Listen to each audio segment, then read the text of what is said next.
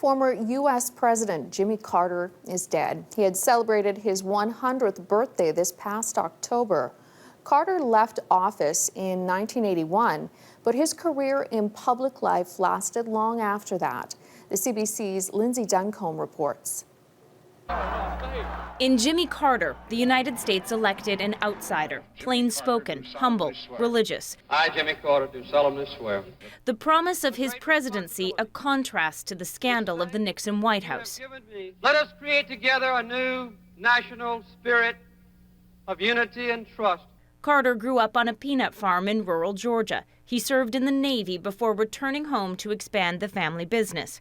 A Southern Democrat, as governor, he promoted civil rights and education.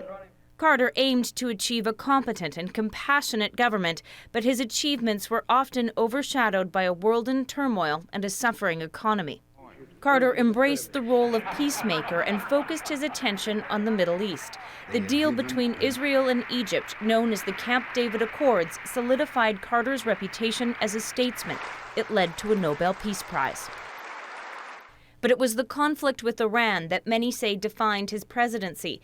In 1979, Islamic extremists overthrew the American-backed Shah.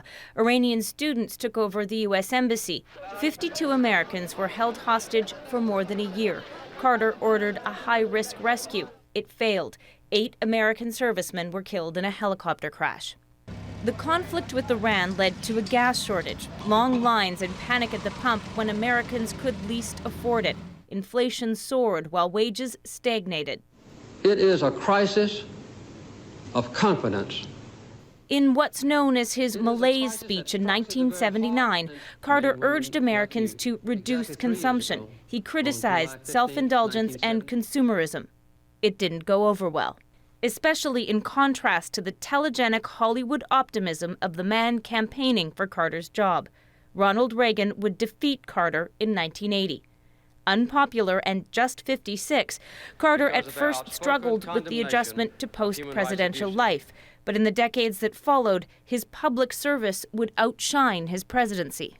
In 1982, he opened the Carter Center, devoted to peace and human rights.